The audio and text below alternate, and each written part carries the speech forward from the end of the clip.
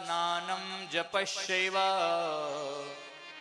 देवतानं च पूजनं वैष्णदेव तथातिथ्यं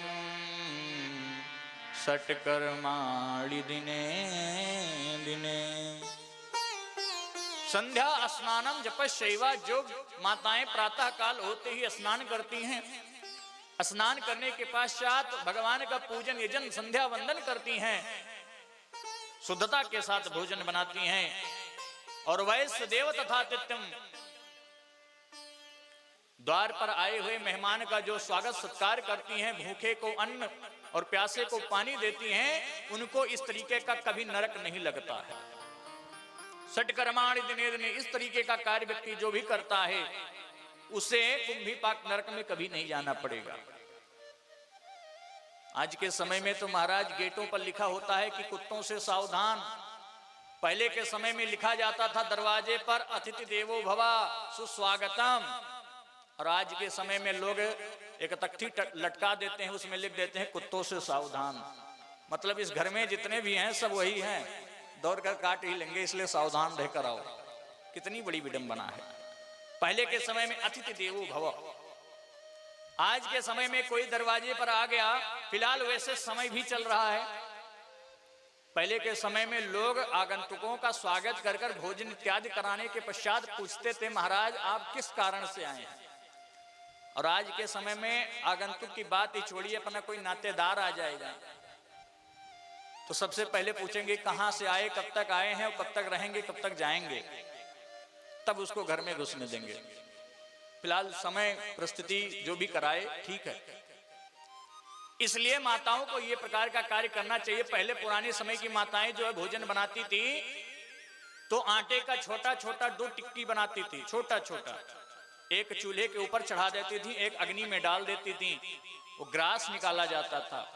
आज के समय में ये कुछ नहीं होता।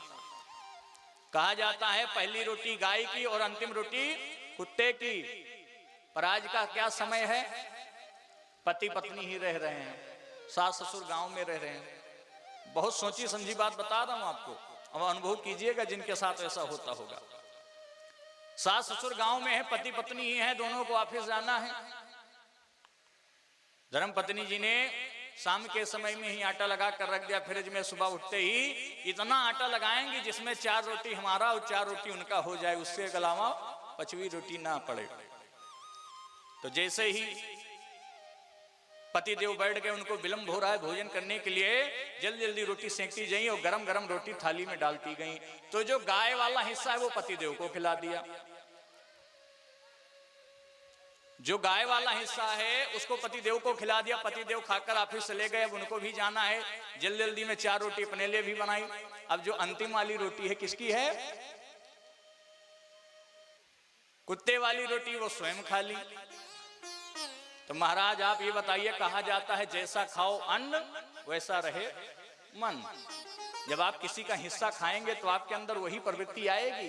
तो पति देव लोगों का क्या होता है कि बेचारे गऊ की तरह अपनी पत्नियों के आगे सर झुकाकर खड़े रहते हैं। हाँ देवी जो कहो सब सही है। क्यों तिवारी जी, ऐसा ही होता है। और वही धर्म पत्नियां जो हैं, जब उनका कुत्ते का अग्रास खा लेती हैं, उनके अंदर ऐसी प्रवृत्ति आ जाती है महाराज कोई अन्यथा मत लीजिएगा। ये मैं एक आप लोगों को जागरूक करने के लिए ऐसा बता रहा हूं।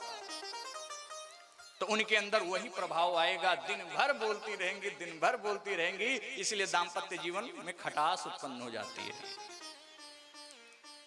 इसलिए पहली रोटी गाय की और अंतिम रोटी कुत्ते की निकालनी चाहिए। इतना करना चाहिए भगवान के प्रति। अगर घर में सुखी रहना है तो रात्रि में ही आटा लगाकर फ्रिज में मत रखिए, ताजा आटा लगाना चाहिए। इस तरीके नाना प्रकार के कुंभीपाक नरक में बताया गया और उसका उपाय भी बताया गया। अब महाराज परीक्षित ने कहा हाँ महाराज ये ठीक है, अगर उपाय है, उस समस्या का समाधान है तो फिर कोई दिक्कत नहीं है। व्यक्ति को इस तरीके का रोज कार्य करना चाहिए।